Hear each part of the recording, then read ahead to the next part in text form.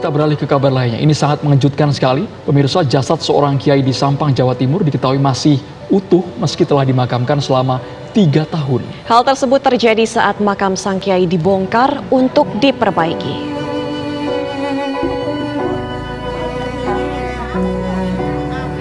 Almarhum Kiai Haji Ahmad Baidowi, seorang ulama asal Dusun Penbalang, Kecamatan Kedungdung, Kabupaten Sampang, Jawa Timur, belakangan menjadi perbincangan masyarakat. Pasalnya, jasad sang Kiai Baidowi masih utuh meski telah 3 tahun dikubur. Bahkan kulit dan rambut juga masih menempel di jasad almarhum. Bagaimana mungkin selawat kami dibawa ke makammu? Kamu kan sudah mati dimakan cacing tanah. Dijawab Nabi, Innallaha harramal arda ajsadal anbiya. Allah mengharamkan tanah memakan jasad para nabi. Assalamualaikum warahmatullahi wabarakatuh. Hai sahabat religiwan semuanya, semoga usia bertambah, istiqomah juga semakin bertambah, amal bertambah, maka bertambah pula kesiapan kita untuk tetap menebar kebaikan. Assalamualaikum warahmatullahi wabarakatuh. Ini teman-teman saya orang-orang hebat, datang sombong angkuh, doa senantiasa, Allahumma khtim lana bi husnil khatimah wala takhtim supaya mati husnul khatimah. Jangan sekarang, kita khatamkan buku ini dulu. Wallahu a'lam. Baik, pertanyaan kedua Ustaz, ini mengenai kaum milenial nih. Ada bertanya, seberapa urgent buku ini untuk dibaca oleh kaum milenial? Mengingat masih banyak kaum milenial yang abai tentang kematian. Justru buku ini ditulis untuk kaum milenial. Buku ini ditulis untuk kaum milenial karena orang tua tidak perlu diingatkan tentang mati. Orang tua tak ingin, karena memang sudah saatnya. Adapun anak muda yang lalai, yang lupa, yang anggap nanti mati masih lama. Pagi tadi saya takziah. Tadi pagi, habis sholat subuh, saya takziah di depan rumah sahabat saya, sahabat UAS. Saya tanya, Pak, anaknya umur berapa? 7 bulan. Anak umur 7 bulan meninggal. Jadi malaikat maut tidak melihat akte kelahiran. Oleh sebab itu yang sehat jangan bangga, yang sombong, yang sakit jangan putus asa. Pasien jangan putus asa, dokter jangan sombong. Berapa banyak pasien yang diponis mati sama dokter, nggak mati-mati. Malah dokternya mati duluan. Oleh sebab itu maka mati ini adalah, kalau perlu pagi ingat mati, siang ingat mati, sore ingat mati, mau tidur ingat mati. Makanya kata Nabi, Sallu salatal muwaddi', salatlah engkau seakan-akan itu salat terakhirmu. Salat zuhur tadi, itulah salat terakhir saya dan setelah zuhur saya akan mati. Maka salat kita akan khusyuk sekali. Salat asar nanti, ini salat terakhir saya, setelah asar ini saya akan mati. Dengan mengingat mati, kita semakin semangat. Entrepreneur, setelah ingat mati, makin semangat buka usaha baru. Karena masa tidak panjang, terus bisnis. Tujuannya untuk apa?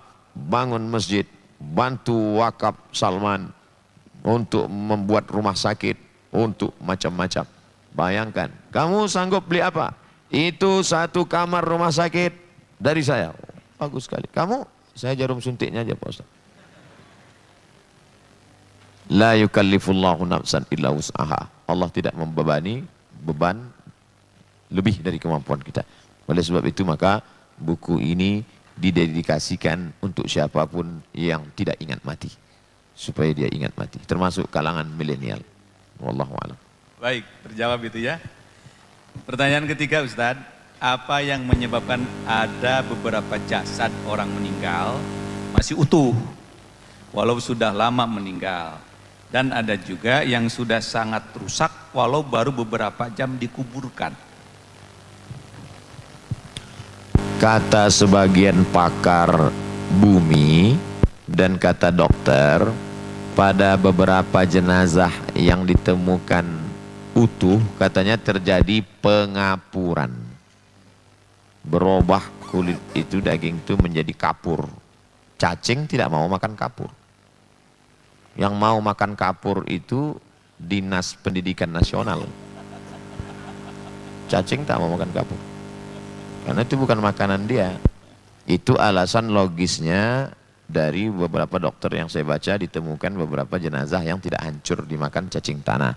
Tapi dalam hadis Nabi, inna salatakum ma'rudatun alayya. Salawat kalian akan dibawa ke makamku. Hadis sahih.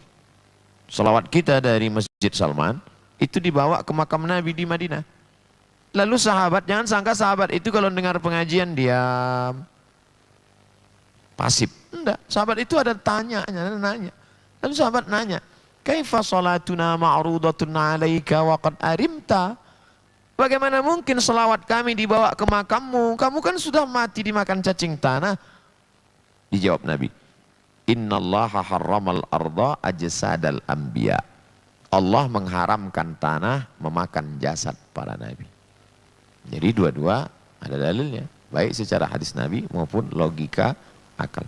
Innallaha harramal arda, Allah mengharamkan tanah memakan jasad para nabi. Di kampung saya kiai Pak Ustadz, dia bukan nabi.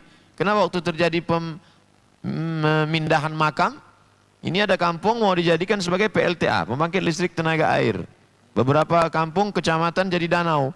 Lalu kemudian Bapak Kades pengumuman, makam kakeknya, mbahnya supaya dipindahkan.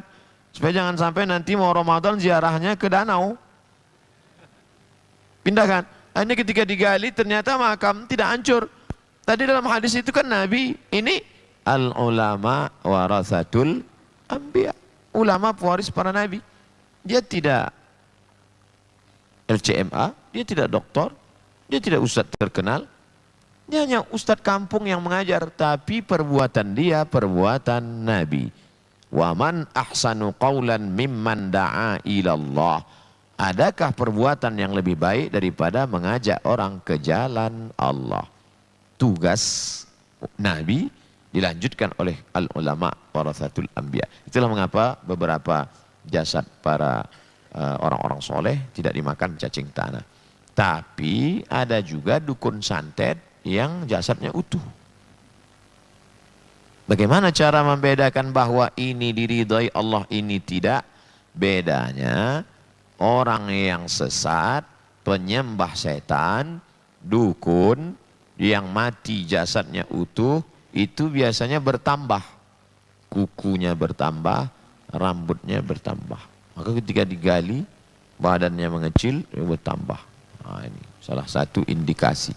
Adapun beberapa makam orang-orang soleh utuh.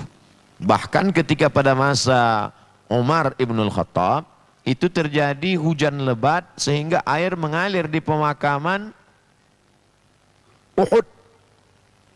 Air mengalir di pemakaman Uhud, kita tahu bahwa tanah Uhud itu pasir. Lalu kemudian karena air mengalir deras, keluar kaki Hamzah bin Abdul Muttalib dalam keadaan masih meneteskan darah basah. Lalu kemudian Umar bin Khattab memerintahkan sahabat supaya menimbun lagi kembali, dikhawatirkan menimbulkan fitnah.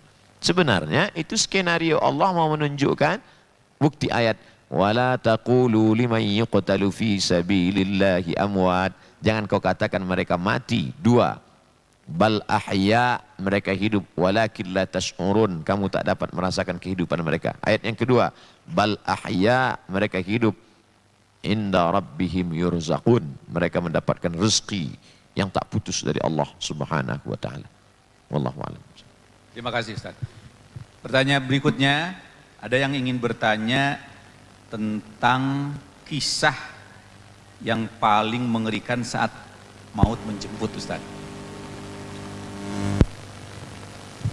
Dia nyari yang paling ngeri.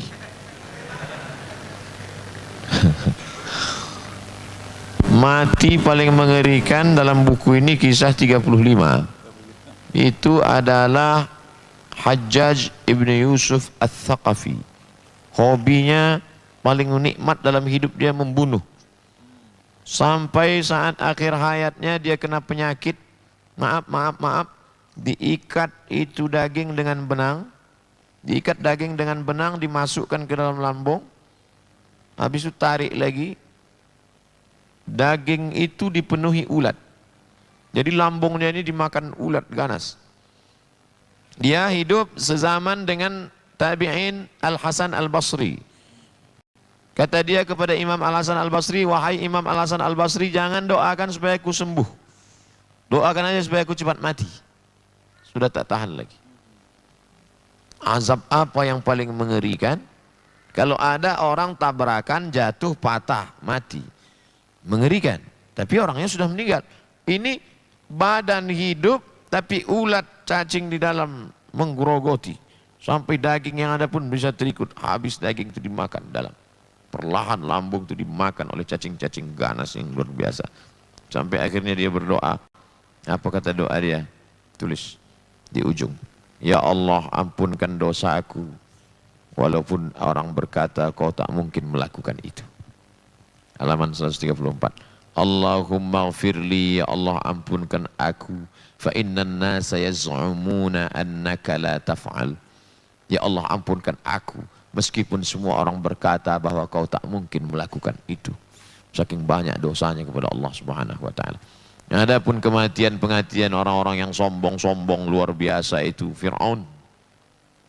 Yang menyelamatkan Isa saat dihanyutkan oleh ibunya atas izin Allah air. Tapi yang menenggelamkan Fir'aun juga air. Makhluk yang sama diciptakan Allah menyelamatkan bayi yang tak berdaya. Tapi makhluk yang sama diciptakan Allah membunuh makhluk yang paling berkuasa. Bayi yang tak bisa bergerak dimasukkan ke air, selamat. Orang paling berkuasa masuk ke air, mati. Mati yang paling tidak keren, mati Fir'aun. Si Anu kemarin matinya gimana? Sakau, keren kan? Mati sakau itu mati yang paling mahal. Berapa 1 gram sabu-sabu sekarang? Keren. Si Anu mati kenapa? Ngebut. Yang listrik, rata dengan tanah. Fir'aun matinya. Falamma adrakahul gharaqu. Ketika air laut itu masuk ke dalam tenggorokannya, mati. La haula wala quwata illa billah. Ternyata orang yang sombong perkasa, hebat membangun piramid, keajaiban dunia, matinya cuman keselak. Mati. Jelek sekali matimu Fir'aun. Nanti di akhirat, siapa yang ketemu dengan Fir'aun, mana tahu ada yang transit ke sana. Na'udzubillah, na'udzubillah. Allahumma ajirna minan nar, Allahumma ajirna minan nar, Allahumma ajirna minan nar, Allahumma ajirna minan nar, Allahumma ajirna minan nar, Allahumma ajirna minan nar, Allahumma ajirna minan nar. Allahumma ajirna minan nar artinya jangan sampai kami transit. Apalagi transitnya delay.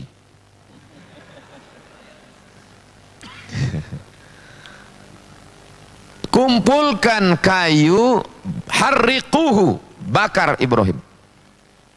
Namrus, saking kan angku dan sombongnya. Diajak berdebat, kalah pakai otak, lalu main otot. Orang kalau kalah pakai otak memang main otot. Kalah otak, main otot. Akhirnya bakar.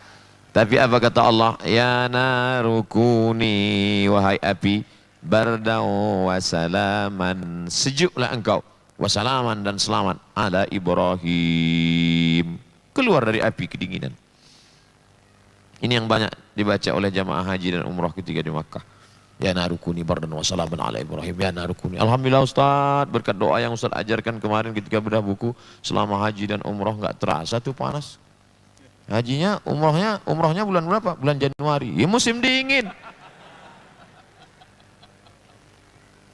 Ternyata orang yang membakar Nabi Ibrahim itu matinya hanya nyamuk. Datang nyamuk. Tuh, masuk ke telinga, mati. Jelek sekali. Gak ada yang keren orang-orang hebat itu matinya. Ada yang mati kena air, ada yang mati kena nyamuk. Innallaha la yastahi an yadriba mathalan ma ba'udatan fama fawqaha. Allah tidak malu menciptakan perumpamaan nyamuk ataupun yang lebih kecil daripada nyamuk.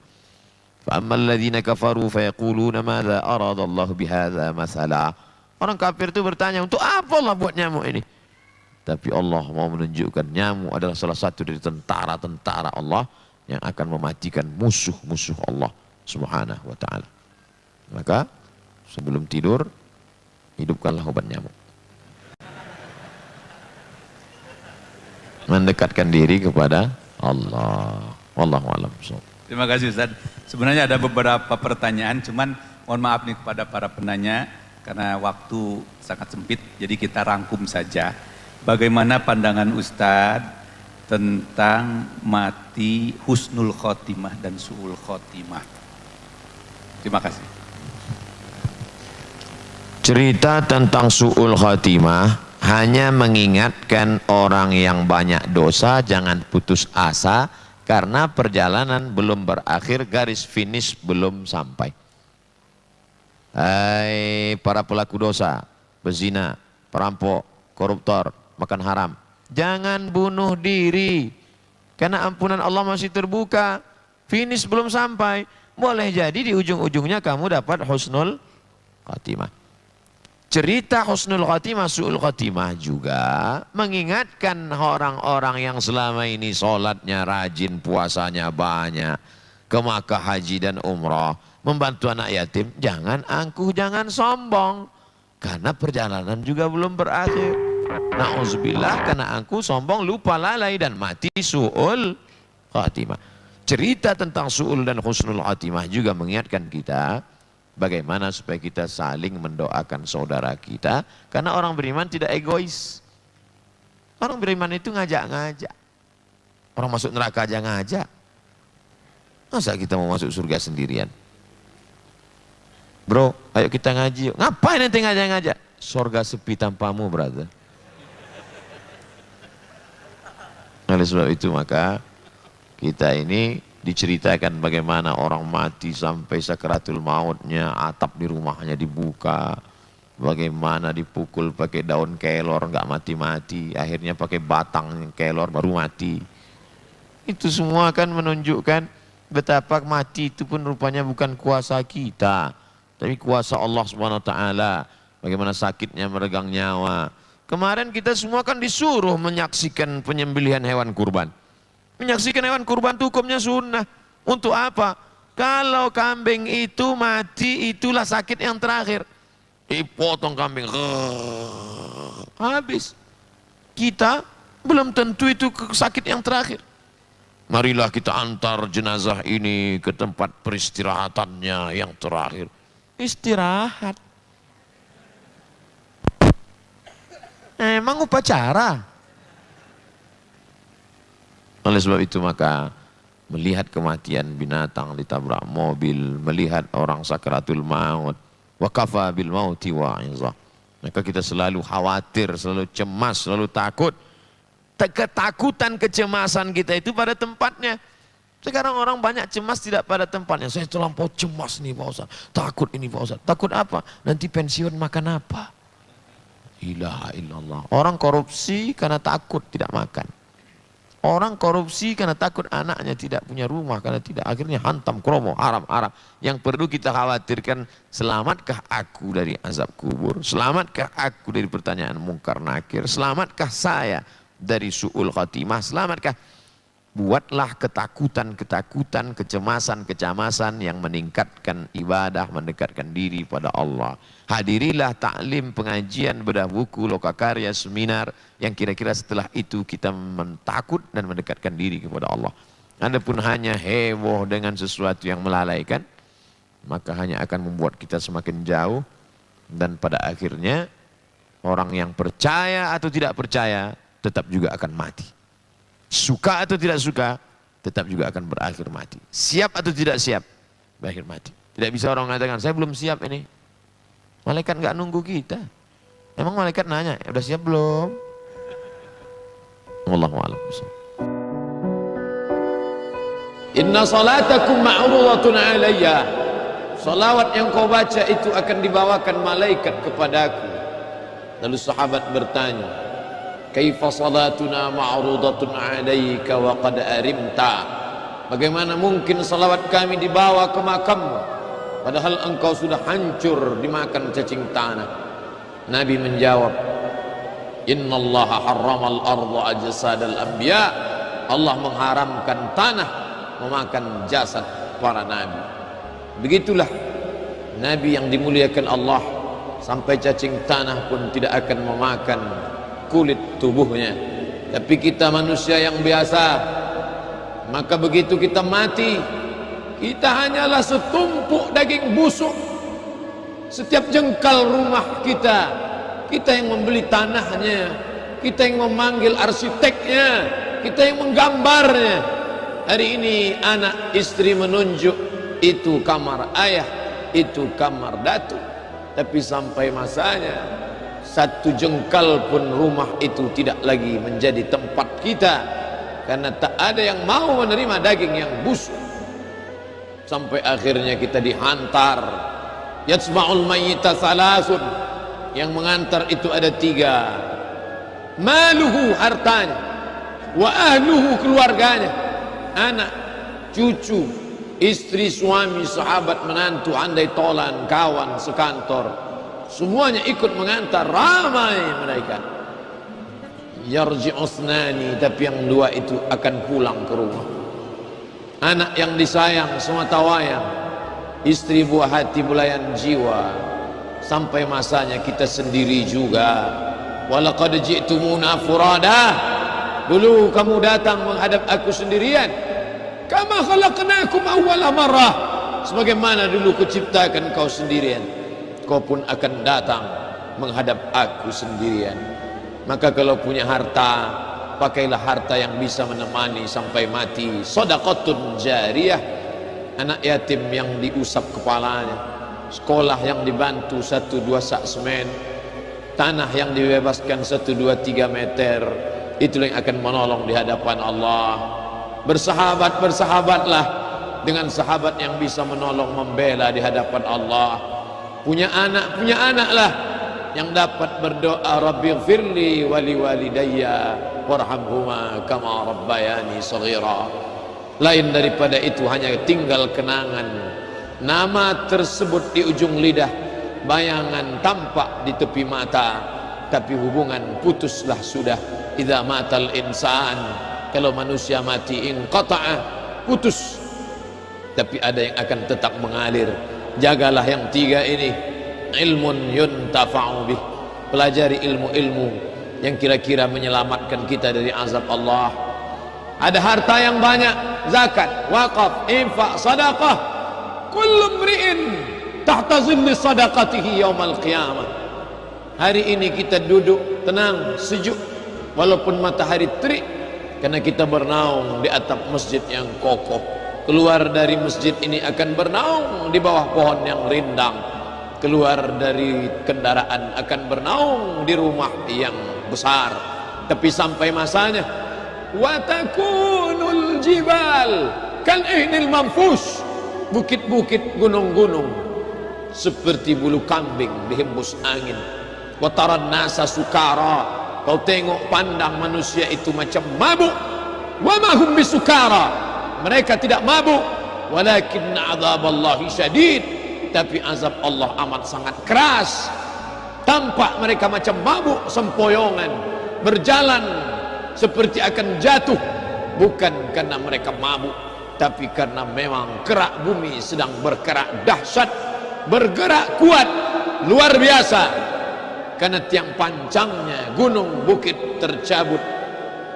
Dzul Autad memiliki tiang pancang yang kokoh, tapi saat itu tak lagi ada bermakna. Wa yabqa wahidun, yang tinggal cuma 1. Wa amaluhu, amal, yang hari ini lupa beramal. Fadzakir, ingat-ingatkanlah. Inna fa'atiz dzikra, karena ingat mengingatkan. Bersahabatlah dengan orang yang mengingatkan. Kalau aku bersahabat dengan engkau, solatku tak tinggal. Kalau aku bersahabat dengan engkau, mataku tak berzina. Kalau aku bersahabat dengan engkau, terus berjamaah ke masjid. Kalau aku bersahabat dengan engkau, aku bersedekah. Yang paling penting, kalau aku bersahabat dengan engkau, hatiku mengingat Allah. Kun ma'allah, hendaklah engkau selalu bersama dengan Allah. Illam takun ma'allah, kalau kau tak sanggup selalu bersama dengan Allah, fakun man ma'allah, hendaklah kau bersama dengan orang-orang yang hatinya selalu bersama dengan Allah. Alladzina yadhkuruna Allah orang-orang yang mengingat Allah qiyaman ketika tegak, wa qu'udan ketika duduk, wa ala junubihim ketika berbaring. Ada rasa takutnya kepada Allah. Rasa takut itulah yang menyelamatkan kita dari azab Allah. Wattaqu, takutlah.